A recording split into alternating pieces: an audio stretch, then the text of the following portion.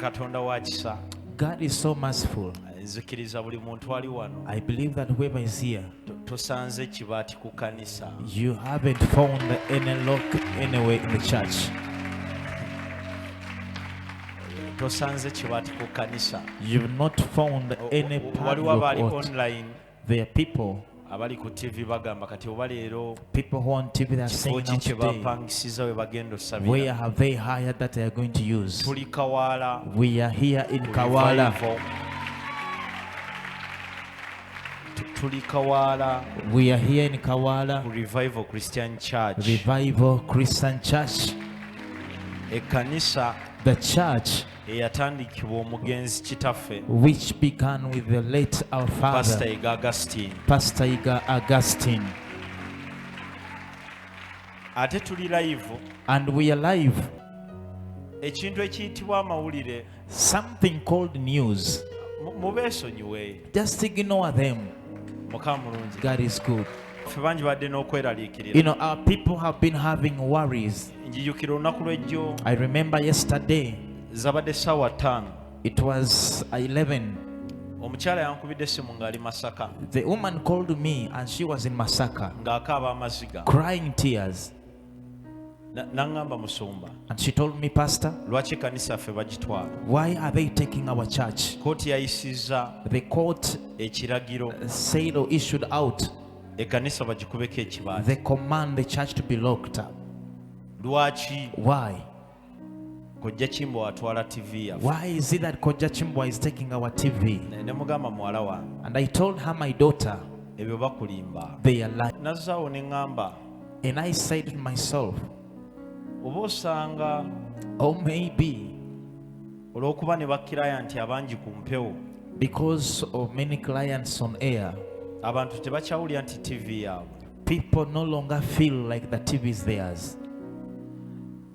Nali nafuuka bize I had become so busy nga nafuna abantu that I got people oba omuntu or someone, ne mugamba nyambaako and I told the person to help me onzirukanyize ku TV nga wenfa ku mirimu gy'ekkanisa. to run the TV as I am taking care of the church. Ne neewunyiza nnyo But I wondered, I was amazed okumulaba ng'agamba yagigula.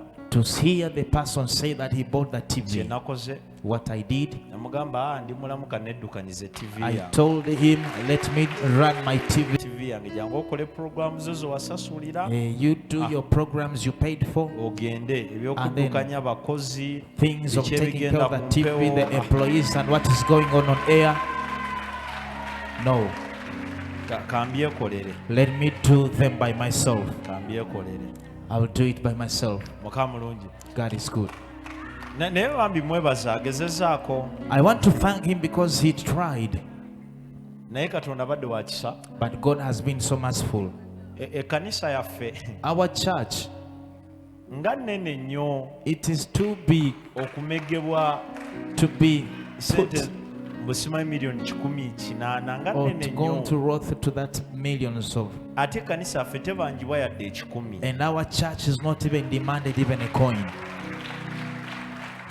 Abatubanja People who are demanding us, tubamanyi mu TV kubanga TV we know them on the TV yeesigala ekola operations ez'ensi. because the TV is always making the operations. Mbadde awo ne ba Mr. Kalema 9 ku 10. The church is going to be having programs 90%.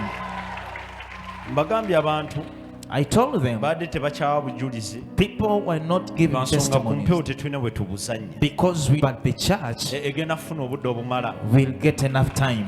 Era bwe tubadde awo So as we were still there, mbagambye nsaba nnyo Mukama ampe and I ekisa. told them that I pray to God to give me the Oba grace. osanga ntandike n'okukola lankyawa Or maybe I will, n'omulokole every born again, omwana wa revival. the child of revival. Bingi bijja kwogera, omanyi ffe tulina omuntu gwe twasikira. Many things are going to be spoken, and there's someone we Bamwogerera nga believe. bye bamwogerera They spoke whatever they spoke against naye him, yawangula. but he overcame. Naffe eno ntandikwa.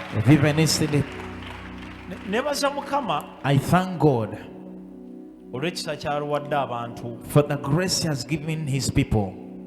abalokole baffe n'abatali balokole baffe. Our born, Omu yaŋŋambye, a certain pastor told me, Jengo, Jengo, kiki waliisa abantu b'omu ggwanga lino?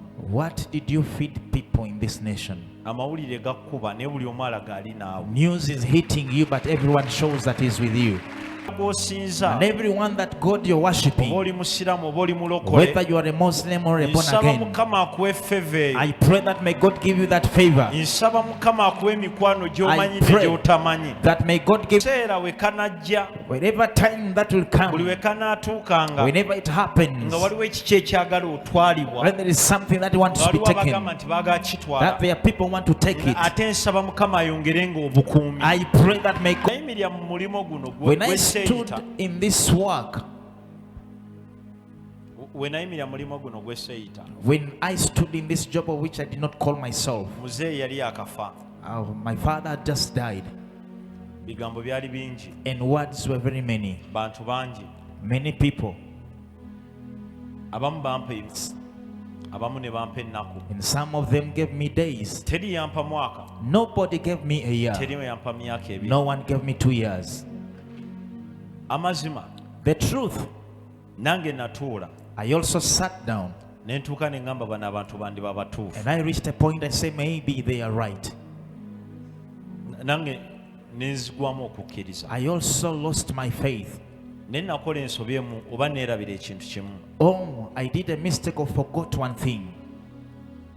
kyonna kye nali nnyimiriddemu Whatsoever I had stood in, nali sikirootangako, I have never dreamt of it. nali sikyagalangako, I never wanted it. kyantomerera eyo It just came over there ne nnyingira obusumba. and I entered into being a pastor. Saamanya I didn't know nti oba that maybe obukosi ng'omuntu abantu bafa, up one day I knew nti oba kitange aligenda mangu ddala bw'atyo. that my father will go so soon. So ne ntomera ekintu So I entered into something. ne kijja ne kibaawo, It came and it happened, kitaffe n'afa, and our father died. ne nnyimirira mu buvunaanyizibwa, And I stood into that responsibility, oba osanga bwe nawuliranga or obuwulizi, maybe of which I used to hear. ne nnyimirira mu ngatto ezimu, And I stood into a certain ne shoes. nnyimirira mu bizibu eby'enjawulo, I stood in different problems. ne nfuuka engabo I became a shield ey'engatto ze naddamu, of the shoe which I stood nga buli in. ekijja kitomera nze. And whatever comes could come upon me. Ne mbitunuulira byonna, I reached a time and I observed all this. ne ŋŋamba mazima gali nti And I say the truth is, abantu bano bandiba abatuufu. these people may be right. Ne wabawo akaseera akajja, And there came a time, basebo ne banya, waliwo akaseera akajja, there came a time, batini nnyo abakamanyaako. few people knew about it. Ku lwokutaano On Friday, saaliwo, I wasn't around. wabula gye nnali But where I was, ndowooza bwali bunateera n'okukya. it was about to come to morning. Waliwo eyankubira essimu nga nga muzeeyi nabye njagala okugamba ebibadde ku mawulire. Someone called me and said, there's something I want to tell you. Things were on Ne news. mugamba ojja kundaba enkya. And I told the person, you'll see me tomorrow. Ku Saturday ne njja mu counseling. I came on Saturday in the counseling. Anita yayingira woofiisi Anita entered the office. nga yenna amenyesemenyese. She was broken. N'angamba muzeeyi, And she told me, Papa, tugenda kusabira wa? where are we going to pray from? Ne mugamba kiki otegeeza? And I asked her, what do you mean? Ekkanisa kooti yagamba etundibwe. The court said the church should be sold out. Ne mugamba wabiggyewo. And I asked her, why did you get it? N'angamba biri buli wamu ku mawulire. And she told me, these things are everywhere in the news. Ngenda okukwata essimu yange eriko missed calls 50. By the time I hold my phone, I had 50 missed calls. Ne ŋŋamba yensonga lwaki kuliko zino zonna. And I said, it may be the reason why I have all these missed calls. Ngenda obinoonyereza I started investigating about it, nga kituufu amawulire googera, that the news was saying so. n'abantu abamu boogera. And even some other people were saying the same. Ne ŋŋamba bannaaye, I asked myself what to do. nina gwe nali naye n'aŋŋamba bra, And I told him, bino bya Katonda these are godly things, ate era biggwanga. and things are always done.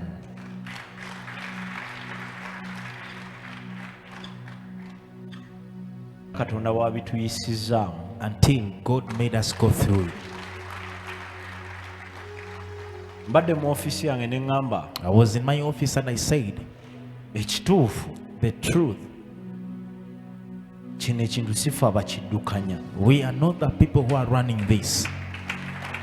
ekituufu The real, katonda yali mu nsonga eno it is God who is in this issue.